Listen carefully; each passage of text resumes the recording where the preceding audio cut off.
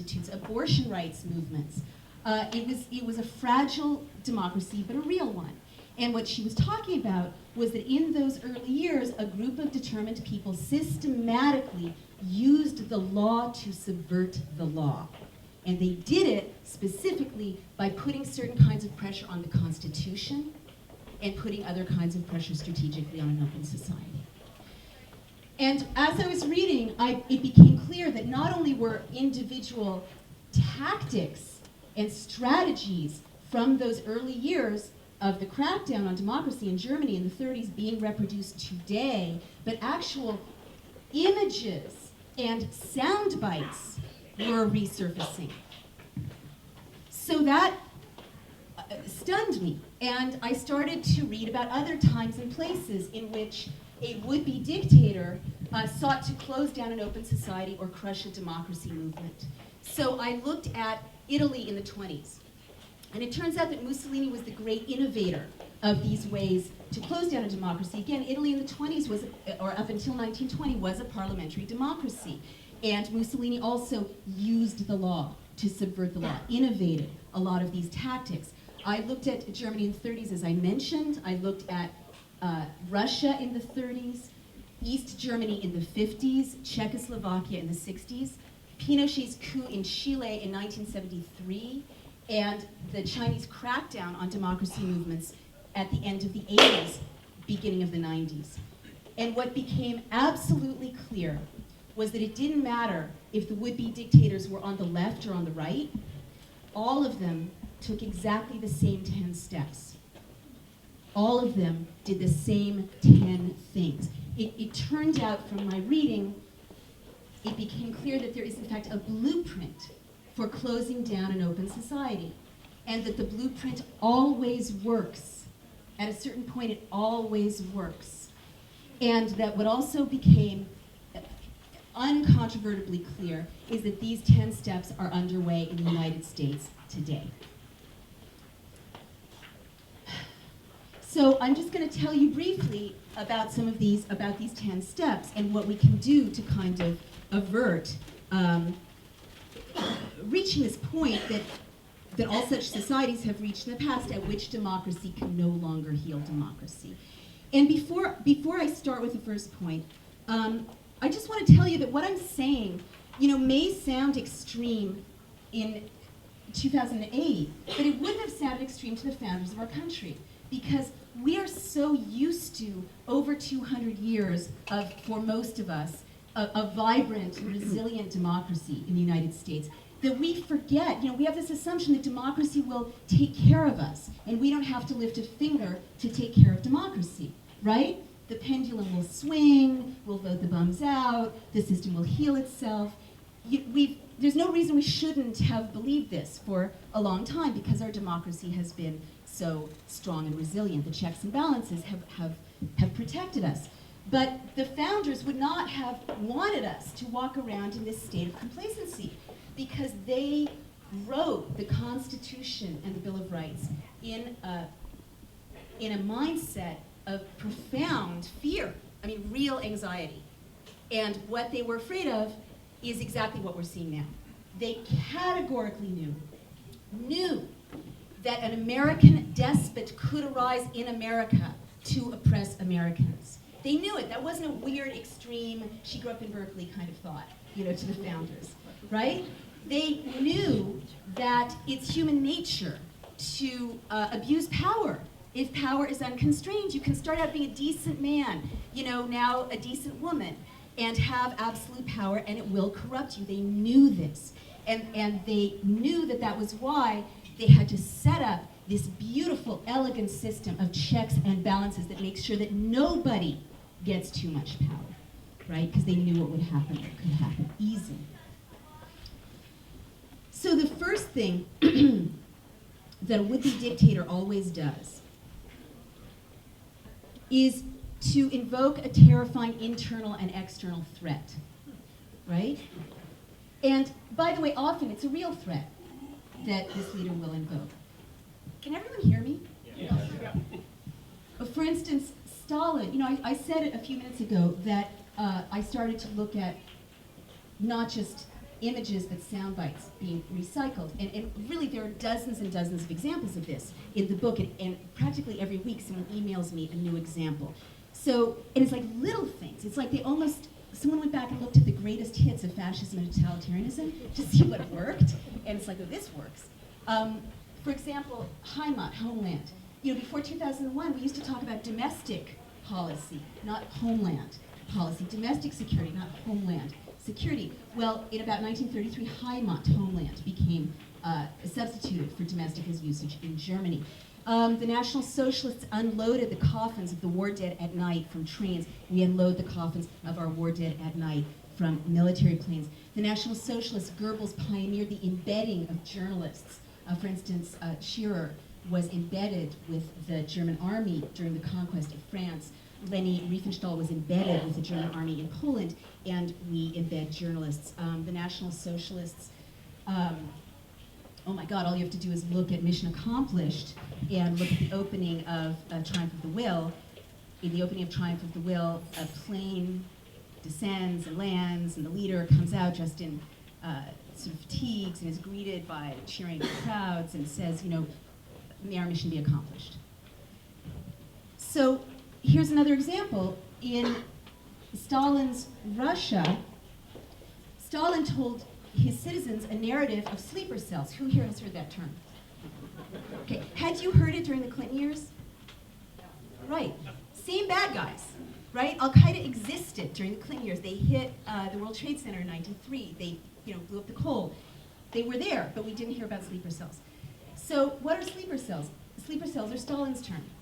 Stalin told a story of sleeper cells that consisted of, see if this narrative is familiar to you,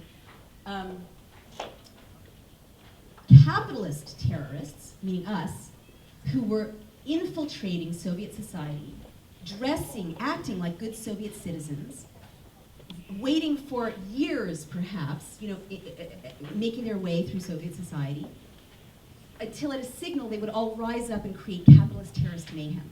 Okay, these were sleeper cells in Stalin's Russia. So that was a completely invented threat. But it terrified Russian citizens, making it easier to usher in the horror years of 1936, 1937. Fast forward to Chile in 1973, when Pinochet terrified Chilean civilians by talking about armed insurgents and the terror threat that they posed. Now, there really were armed insurgents. It was a real threat. But he hyped that real threat. Would-be dictators often do this. And they often use fake documents to hype the threat, and you're nodding already because you know where I'm going with this, exactly. So he talked about Plan Z, totally invented, and he held up a sheaf of papers. And Plan Z purported to show that these armed insurgents were going to, at a signal again, rise up, bomb all this infrastructure, and assassinate all of these civil society leaders. Terrified Chileans, so that they did not push back as they might have against the coup on September 11th, 1973. Yes, that's correct.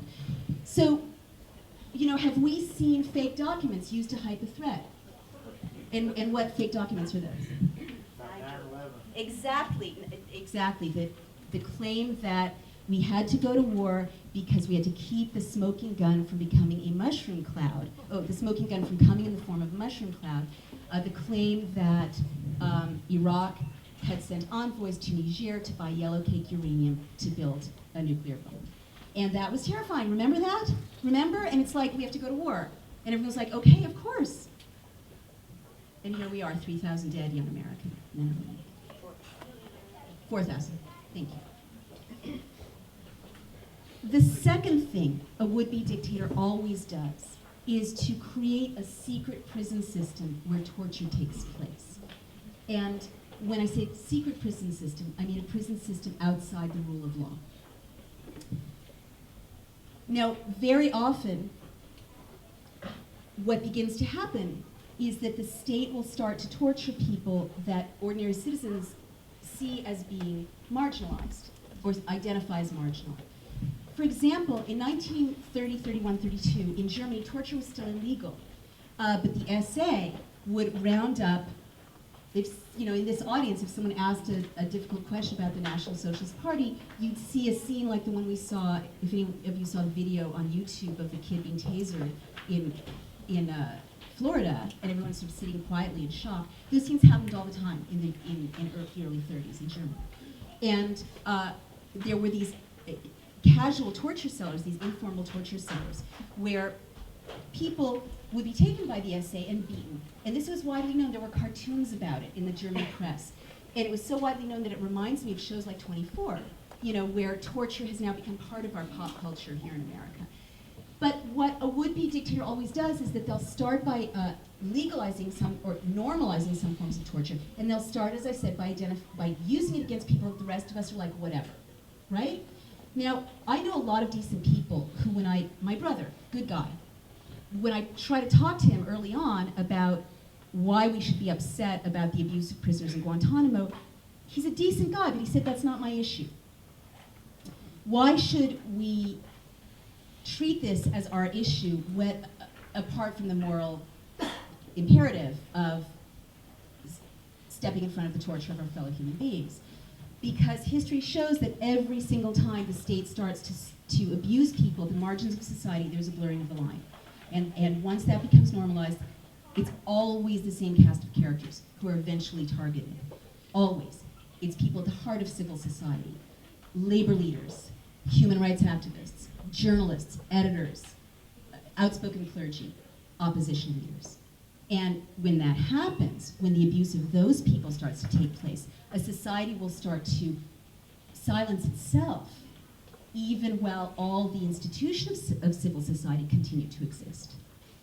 So in Germany, people knew that they were bringing people at the margins into the torture cellars, but it was like anarchists, whatever, communists, whatever, homosexuals, whatever, gypsies, whatever, Jews, whatever, right?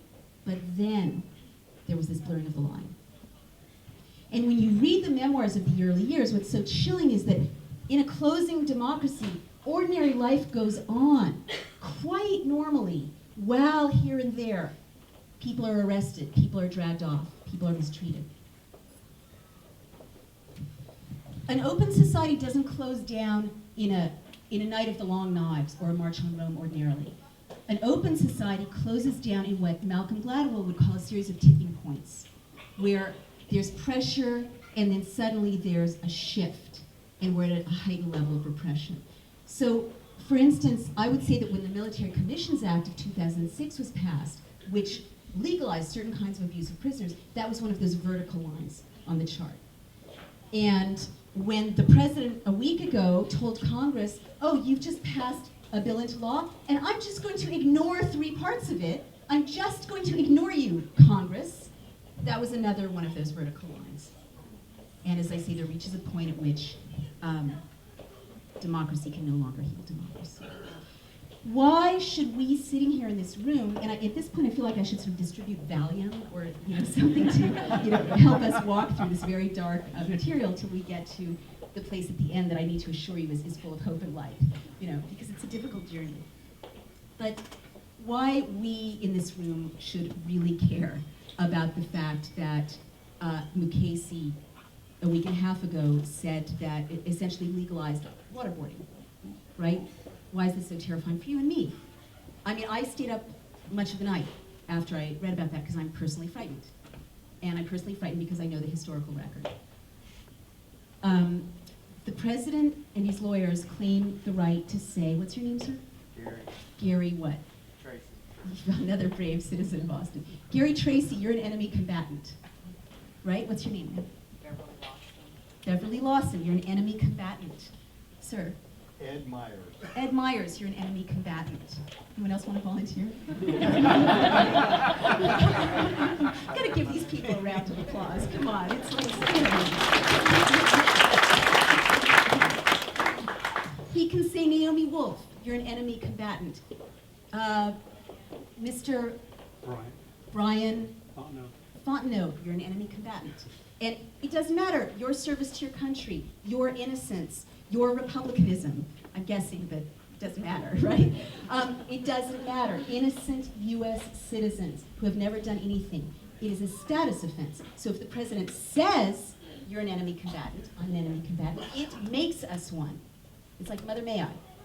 And if the president says, Naomi Wolf, you're an enemy combatant, it means that I or you can be taken to a 10 by 12 foot cell on a Navy brig and kept in solitary confinement for 3 years. They can make it difficult for you to see your lawyer. They can make it difficult for you to see your family. They can't torture you yet, although Mukasey's statement opens up the possibility that they can waterboard you and me. And my heart starts racing a little bit more even as I say that.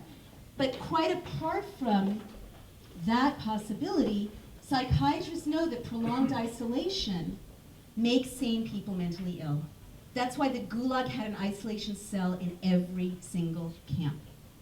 Okay?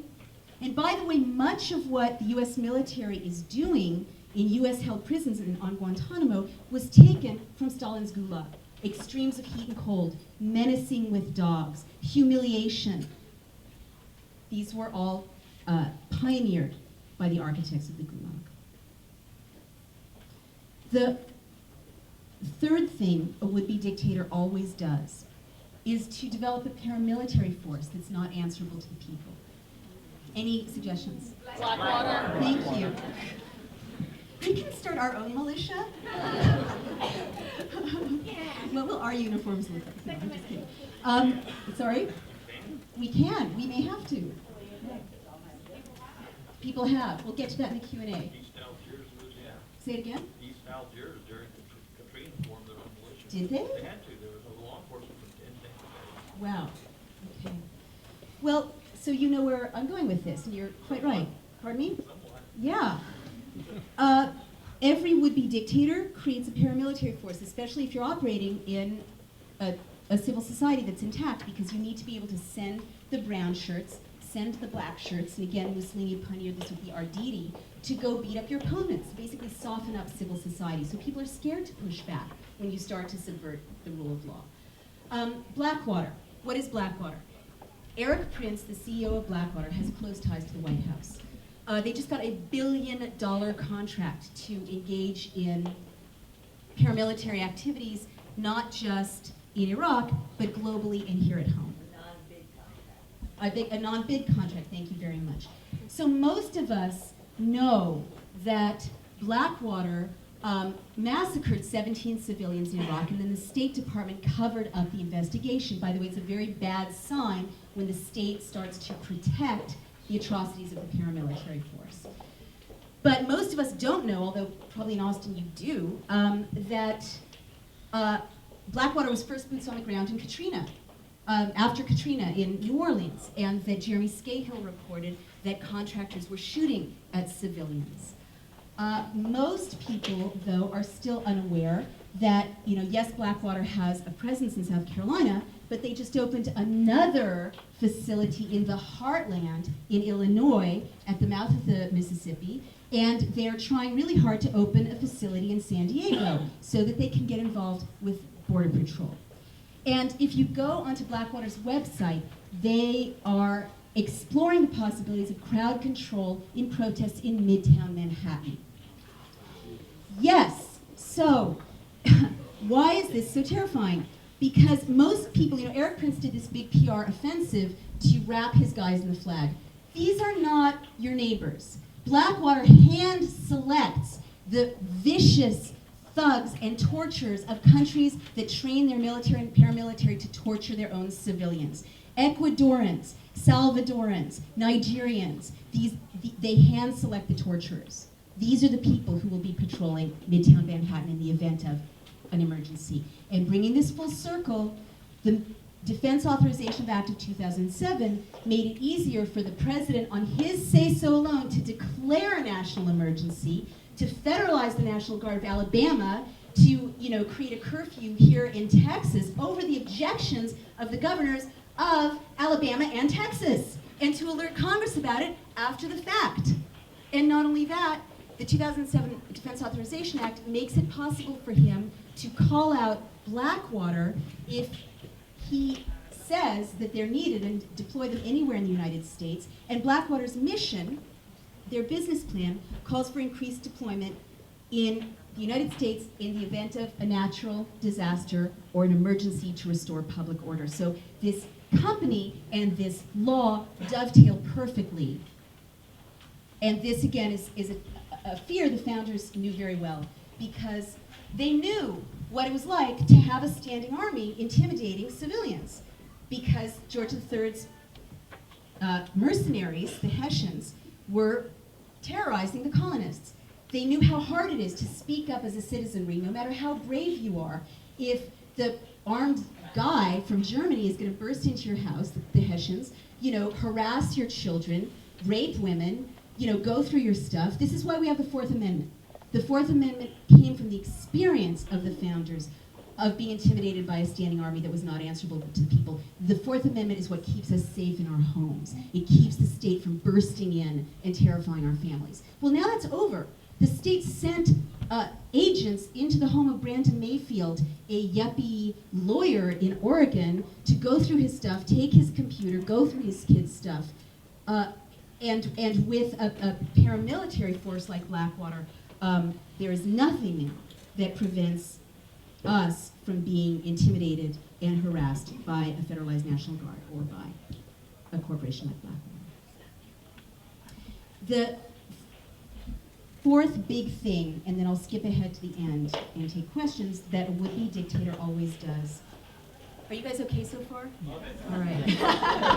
Thank you. I just have to say, I really have come to have so much respect for the American people, because when I set out on this journey, before I went across the country and listened and talked to groups of people like this from different walks of life, I was sure that I was, going to be bringing this very radical, disturbing message, and no one would listen, and no one would believe it. But in fact, what I found is Americans are much further ahead in being willing to face difficult truths than the punditocracy, and much further ahead perceiving these things than the inside the Beltway consciousness of Washington and New York. And again, I've asked people, is this too much? Are you willing to go there with me? And they're like, just speak, So I'm relieved, and I wish you guys were running things, and not the people who are. Yeah, I bet, right? The fourth thing that closes down an open society is when a leader creates a surveillance apparatus aimed at ordinary citizens. And of course, in the wake of 9/11, we got the Patriot Act, which opened the door to the government now listening in on our phone calls, reading our emails, and so on.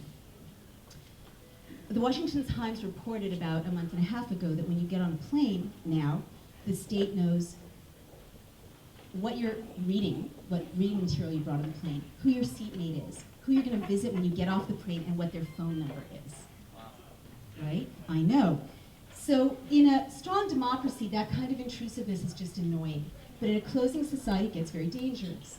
I have a personal connection to this piece of the 10 steps, because one of the reasons I realized I had to really write this book was that every time I got on a plane for about a year and a half, I would get on my boarding pass a quadruple S mark, which means that I am a security risk. Short Jewish girl from New York. What terrorist profile do I fit? The cadre of women rampaging around the globe, waving credit cards. It's like, I mean, yes, I can see the threat level, but at first it was just annoying, but it starts to get kind of intimidating to feel like the state kind of knows where you're going and is there ahead of you and is going to take you off somewhere and go through your stuff. And I kept asking the TSA agents, why am I being searched? Why am I being searched? And finally, some sweet young TSA agent said, oh, you're on the list. And I'm like, the list? I'm on the list?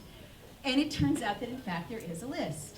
And I was in very good company, because many critics of the administration, peace activists, environmental activists are also on the list. Many of you here, I'm sure, have joined me on the list, or you may after you leave, God forbid. But Ted Kennedy is on the list. 2 senior staff members of the ACLU are on the list. 2 anti-war activists, sweet middle-aged ladies in San Francisco, were boarding a plane and were taken off because they're on the list. The head of Code Pink is on the list. The list, when I wrote The End of America, consisted of 45,000 Americans. Now, the list consists of 775,000 Americans, 20,000 names being added every month. Right, so that's 1 American in 300 practically. And at first, again, this is just kind of, it's kind of a weird distinction. Like, remember the 80s when you found out you applied to see if you had a file, and if you did have a file, it was kind of like, ooh, I've got a file, right? Well, it's not like that anymore. It's not funny anymore. I keep running into people at these readings who come up to me afterwards and tell me these horrific stories of finding themselves or their loved ones on the list, and they're in tears. Not so much if they're on the list, but the state has started to target family members. So, for instance, David Altoon, a highly decorated war hero from the Vietnam War, very senior in the military, an outspoken critic of the Iraq War, spoke up publicly and found that his 15-year-old son is on the list and his 83-year-old mother is on the list. And ordinary citizens are coming up to me after talks like this saying that they wrote a letter to their local newspaper critical of the Bush administration and found that their child is on the watch list or the no-fly list. So like the child can't go to Disneyland, the child can't travel.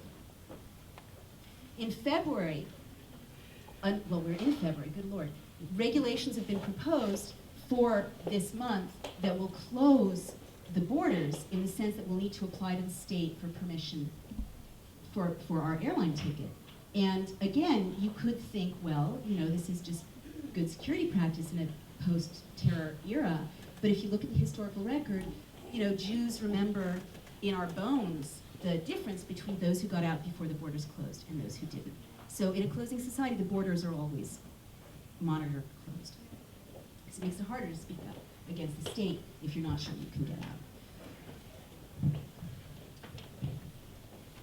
And again, why is this level of scrutiny so effective? Because democracy demands a kind of, fuck you mindset, where people are willing to stand up and cause trouble.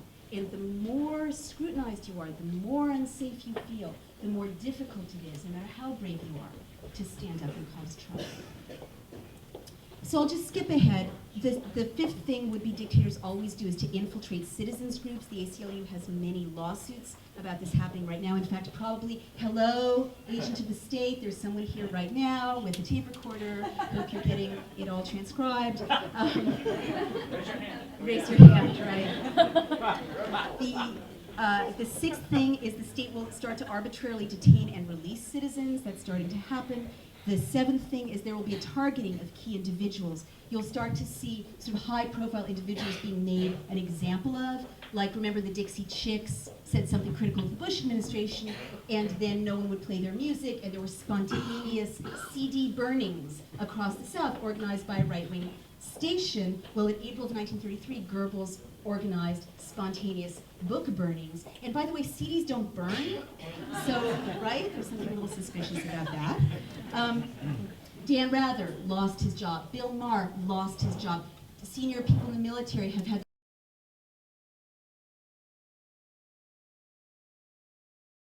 thing that starts to happen is there's a restriction of the press. There are some horrific stories of staffers of CBS and Associated Press in Iraq who have been seized by the US military and are being held in abusive conditions without charges filed, probably because they took pictures that the state didn't want them to take. But even closer to home, a blogger named Josh Wolf, no relation, is in federal prison in San Francisco. And there's like a drumbeat against journalists that is very historically disturbing. For instance, remember when the New York Times ran the Swift banking stories that let us know that our banking records were being monitored, that our emails were being read, and so on. These were based on classified information. So journalists report classified information. That's what they're supposed to do, right, in a working society. But in the wake of this, there was this drumbeat of treason, treason, treason, and a threat to invoke the Espionage Act against the New York Times. Well, the treason echo is really chilling if you're reading the historical record, because in 1936, Stalin actually did accuse Nikolai Bukharin, the publisher of Izvestia, which was the equivalent of the New York Times in Russia, of treason, and he actually was convicted and actually was executed. And Maribel Morgan, a right-wing talk show host, was saying, use the Treason Act against Bill Keller, and if he's found guilty, execute him. So this is like not funny as society starts to close. And in terms of the Espionage Act, it sounds like very salutary. Well, we need an Espionage Act. Of course, we don't want people spying on us. It's wartime. But in fact, the history of the Espionage Act is very scary. At the end of the teens, when there was a drumbeat for us to go to war, anti-war activists spoke out against the war, and the Espionage Act was used to round up people like us, again, you know, anti-child labor activists, journalists, critics, anti-war activists, without warrants. People were jailed, people were beaten in prison, and some of them got 10-year sentences under the Espionage Act for giving speeches against the war. Eugene Debs got a 10-year sentence for giving a speech about the First Amendment. And it closed down dissent for a decade. So that's what journalists are being threatened with right now. And I said before that a society can close down even while civil society structures are intact. And if tomorrow I open the New York Times and I read that someone I identify with, like a journalist, has been charged with the Espionage Act and is facing 10 years in prison for giving a speech like this one, that's when I'm going to stop talking. We all have our sort of personal limit, and that will be mine. Yeah. And then the last thing that happens in a closing society is, well, the last two things is that espionage criticism is recast, as I said, as espionage, and dissent as treason. And again, you're starting to hear this when Hillary Clinton spoke out against the surge. She was called a traitor, treason, treason, treason. And there's a very scary bill, I'm sure you guys are aware of, H.R. 1955, which will basically criminalize conversations like this. And it's taken right out of Stalin's playbook because it forbids the advocacy of force against the government, worded so loosely, which is a hallmark of fascist legislation, loose wording, designed to trip you up, right? So that, you know, I just made a joke about let's form a militia, use of force against the government, right? Not good, very scary, call your congresspeople. So the last thing that happens in a closing society, step 10, is the subversion of the rule of law and making it easier to declare martial law. So, you know, we're at that point. I mean, basically the coup has already taken place. All the laws are in place. Everything is done. Don't worry, there's hope. It's not like long, tense silence.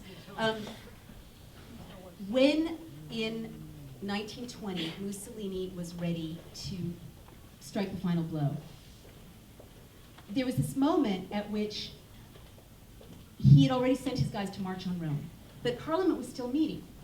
And there was this conversation Mussolini had with Parliament where the parliamentarians kept offering him, they kept negotiating with him. They kept offering him, you know, one cabinet position after another. They offered him 4 separate cabinet positions. And he just kept waiting. You know, he was just waiting. He was just like drumming his fingers on the table because he was waiting for them to realize that the time for negotiating is over. And in a closing society, there's this hangover period, which I find really fascinating because it's about human denial, where the guys who have already taken over are just waiting for everyone else to realize it. But the people who are not ready to realize it keep dancing, the dance of democracy, and they're not ready to notice that they're not dancing anymore. They're engaged in something like, you know, a martial movement now. It's not the same dance. They're not responding. And I keep thinking of Congress, which is like, hello, we're Congress. We're still Congress. You know, here's a subpoena. Well, we'll just ignore the subpoena. We need Harriet Miers and Josh Bolton. No, well, you know, too bad, right? And then this last piece of legislation, we're Congress, hello, it's a 3-part system. Okay, well, I'm just gonna ignore you now, right? And that's exactly what Mussolini did, just waiting for them to realize it. And you've got to, you know, you have to start wondering, okay, now that that's happened, now that that's done, what's the response? Because the founders set out this beautiful experiment with the assumption, with the faith, that everyone would agree to do this dance together. What do we do when a faction simply refuses to dance any longer? And finally, you know, you don't need a march on Rome, as I said, to close down an open society, even in America.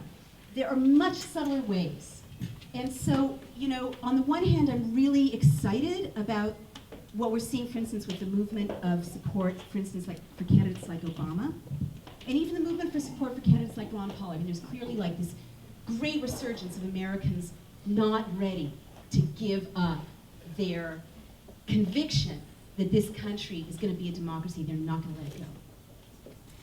At the same time, I'm not at peace. I'm not done. I mean, all my friends are like getting into the presidential race, and I still, you know, have nightmares. Because, again, the historical blueprint, it's so predictive. You can tell 6 months out from the blueprint what's coming. For instance, you know, I knew that they would start to identify, because of the blueprint, you could tell that the first people to be convicted at Guantanamo were going to be white and English speaking, because that's the blurring of the lines. So according to the blueprint, the months leading up to a national election and closing society are very unstable, very dangerous months. They're very likely to, because hello, you know, would these people set in motion all these laws, be willing to subvert the Constitution, build an $800 million presence in Iraq, try to get us into Iraq for the next decade, if not century, you know, make all these long-term decisions, if they have such a sacred respect for our system, that in November they're going to say, okay, the people have spoken, we're packing up. I'm not saying they're going to stay. I'm not saying they're going to call off elections. What I'm saying is that the historical record shows that there are many ways to subvert an election if you're closing down an open society. And there are many sneaky ways. And at the end of the book, there are multiple examples, hypotheticals based on the historical record, that are plausible. For example, the US attorney scandal. When I first started reading about these attorneys that had been targeted to be fired, I'd been reading Goebbels. And I thought, well, they must have had a plan to fire them all at one point, because that's what Goebbels did in April of 1933. And sure enough, the emails that have vanished, that they're not producing for Congress, would show that they planned initially to do a purge of all the US attorneys. So in a close election, if you've purged all the US attorneys, and they're all your guys, you can have an election. Despots love to have elections. All over the world, dictators are holding elections. Musharraf wants to hold elections, right?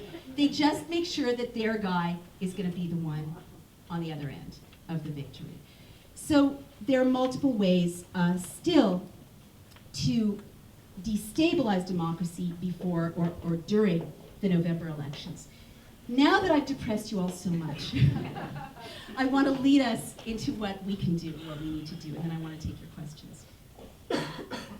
While it is true that these 10 steps, if unopposed, always work, it is also true that when millions of citizens rise up to reclaim or insist on a democratic free society, there's no force on earth that can withstand that. And so what we need in America now is a democracy movement of millions of Americans to rise up and throng the corridors of power and say, no, this is not happening on our watch. So we've started an organization called the American Freedom Campaign. It's in the back of the book, AmericanFreedomCampaign.org, that is driving this democracy movement, modeled on the democracy movements of Eastern Europe, or people power. So powerful. Because dictators are bullies, and when the tide starts to turn, and when millions of people are ready to face them down, they back off.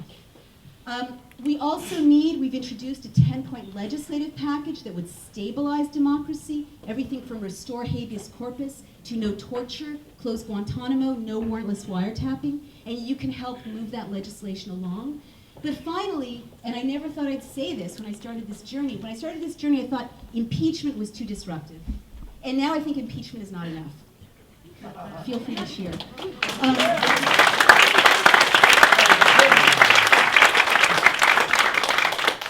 In the United States, if you commit a crime, you get prosecuted. And if you're guilty, you get put into jail. That's the rule of law. Now, history also shows that people who are willing to do things like this, it's not enough to impeach them, because they'll just regroup, right? People this dangerous and this guilty of crimes have to be prosecuted and put behind bars. And so we have called for investigations into the possible crimes that the Bush administration has committed, and there are at least 3 levels of crime. We got 3,000 lawyers and law professors headed by Mario Cuomo on the left and Bruce Fein on the right, the Reagan administration member, to call for investigations. And we are making progress, but we need your voices to back it up, because only investigations that will hold these people accountable and get them assessed by the rule of law, and if guilty, convicted and put into prison, is going to save our country. So impeach, prosecute, save America, and let us rise up and push back, because nothing on earth can stop us if we do this. So thank you. Thank you very much. Thank you.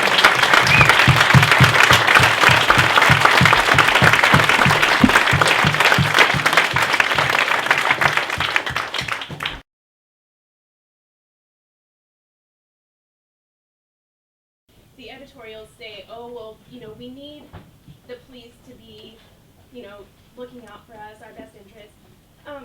So as a talking point, sorry, when you're talking to people that you know who are like, well, I think this is something that we need to have happen, it's like this mentality of if you're not doing anything wrong, then you don't have to worry about it. To be afraid of. Thank you for bringing that up. Is that your question? What do you do about that? Yeah, like as a talking point. Yeah, so important, because we need our talking points. And believe me, the other side has their talking points. Very good question. Okay, if I haven't done anything wrong, why should I worry? It's a common thing that people say. It's actually a White House talking point that people are picking up.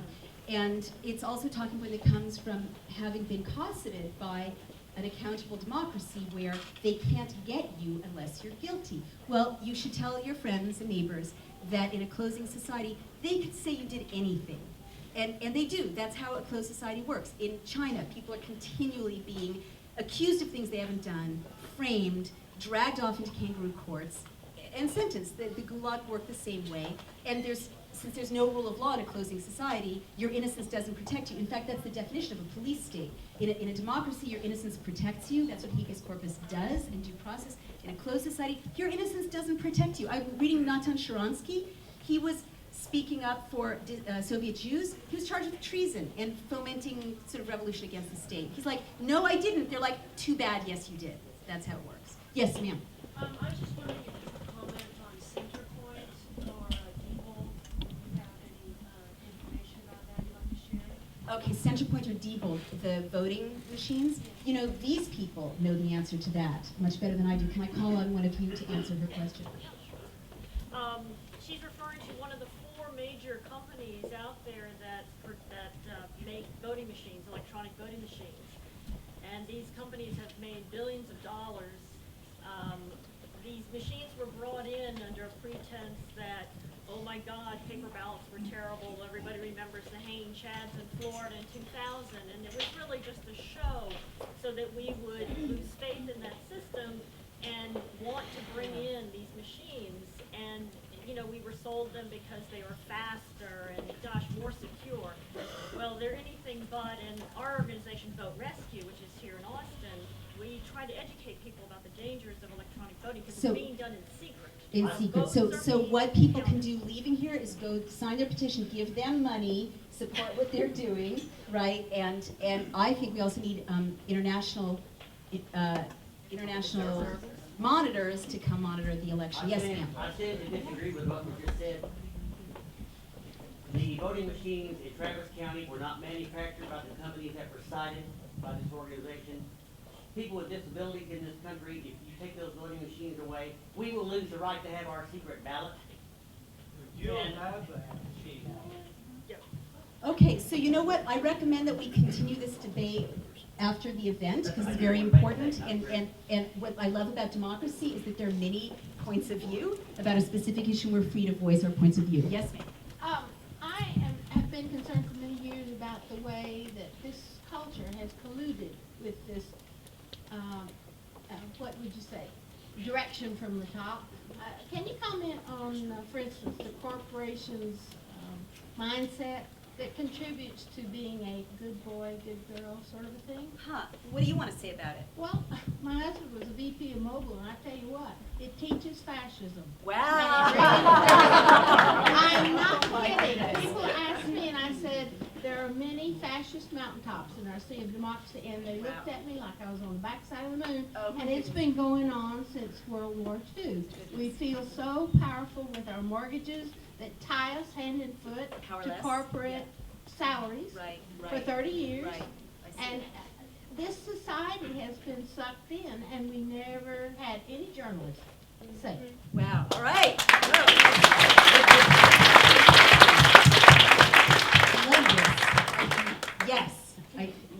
Yes is the answer. Yes, she has said something very profound on many levels.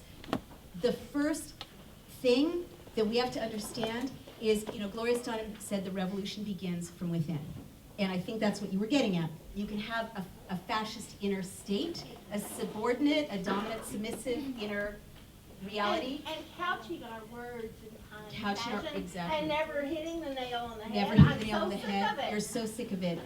Yes, so are we all. Yes, and this goes to something I really want to say, which is, okay, there's a huge problem in this country also because there's discussion and debate, and leadership is being relegated to a political class or a pundit class or constitutional scholars, and we're being told, well, let them worry about the Constitution, let them have the political debates, and so we feel so powerless. Groups in America that I've talked to feel more powerless than groups in Sierra Leone, which is a baby democracy, the poorest country in the world. And so what I want to remind you and remind all of us is that the founders never intended for the work of defending democracy, the work of being a rebel and an advocate like this lady, to be delegated to a professional class. They expected us to do it. They expected us, the farmer, the small business owner. In their case, they didn't see the wider America yet, women, people of color, but they expected every single American eventually to be able, to be willing to step up and save democracy. And that takes what you're talking about, which is Individual analysis, yes, accepted. yes, and a kind of inner freedom and inner insistence on freedom. So thank you. Yes, thank you. I want to introduce someone really special. Oh my gosh, I'm getting too carried away. This is Chris Ganton Lee, who is the young patriot of the subtitle, for whom one of the two people for whom I wrote the book. I just have a question. If things go well and we put the right people in office, are we done? Can we pack it up and is it all good? From your mouth to God's ears, as my grandmother would say. Can he come up? Come up, Chris. They want you Yes. to just So that we can see him. so we can see yes. him. This is the wonderful and a newly arrived, newly resettled in Austin. So please thank you.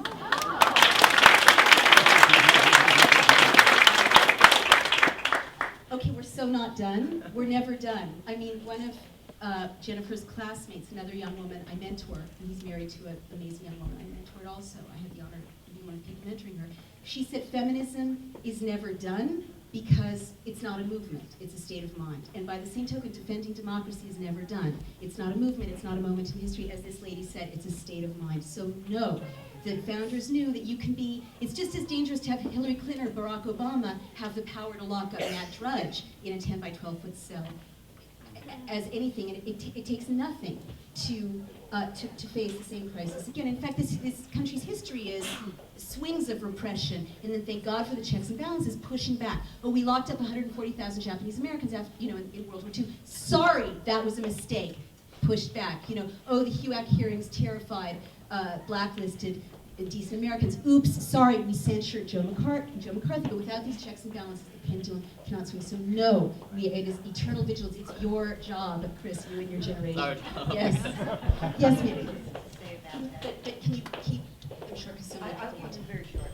First of all, I've never done a refrigerator magnet in my life, but in response to what you said, I've just purchased a Che Guevara one that said overthrowing cruel leaders often leads to cruel leaders. That's number one. Number two is I think I'm in this airplane hit list too, because I'm stopped every time. I have 22 vertebra, and I always thought it was my hardware, so I called my orthopedist. He said titanium doesn't set it off. What happened, I was the vice president of college right after 9/11, and we had a pilot's program. And I had the civil service side of the house, and the FBI came with no search warrant, went to my dean of admissions, and said, we want to cross-check objected. She said she didn't know what to do, so I said, you sent it to me, and I said, we're covered by the federal rights of privacy, the federal law. You're telling me patriotic. When you come back with not a fishing list, but a specific, we will talk. And from that day on, I stopped. Stop to watch this. But the third But thing I you wanna- have to be super quick because we can I'll only be do 2 more super questions. quick. If you look around the room, most of us are over 50, and we all thought the Vietnam and we made a difference. And I have kids in my 30s, and I said, remember Nuremberg, just watching and knowing makes you guilty. And on the other hand, I said, but I'm scared to death because it's not like Penn State was the only time they killed some of us. I think it'll be like Tiananmen Square. I think if you go out and protest, you may kill. Okay, well, God forbid. God forbid, and thank you. And thank you for your courage in defending liberty. And we should wrap it up and continue this conversation while we're talking afterwards. But I just want to say, God forbid, and the more of us speak up and come out together, the less likely the Tiananmen scenario is. That is also true. Last question. I hate to do this. I could see. Yes, sir. I know you really want to speak. Yes. If Congress caves to Bush on telecom immunity, it seems to me that is beyond a tipping point. Right. It seems to me that's a catastrophe. Yes. That we would have American corporations as the enemy of the people. Yes. Why is Congress not resisting this? Oh, is that a good question? Thank you. Here's what I hear from people who are talking to congressional aides. Over and over again, they say that it's basically Hillary's fault. I mean, I hate to say this so directly, but essentially, the conventional wisdom on Capitol Hill is that we're going to have a Democratic victory in the fall, and up till now it looked like Hillary's victory. And so the deal was, we won't rock the boat, we won't engage, we won't impeach, we won't engage in aggressive investigations, we'll just let things move along quietly until we can reclaim the White House in November. It's a horrific, it's a deal with the devil, B, horrific strategy, C, it's not going to work, and D, you're quite right. People across the country feel like Congress is simply not listening to them. I personally think there's an element of intimidation as well. I mean, Valerie Plame talked about, I got a fake anthrax letter. Lots of people got fake anthrax letters. It's very scary. I think that the aura of violence around the Bush administration intimidates people who negotiate with them directly. Valerie Plame in her book talked about finding that the bolts had been taken off her deck. She has toddlers. And I think that, this is how a society closes. Opposition leaders tell themselves that there's a good reason for them not to get in locked combat with dangerous, frightening people. But it is a collusion. And again, history shows that the more you enable now, the more impunity, the more aggressive they'll be. So it's up to us, guys, so let's rise up and save the country. Thank you so much.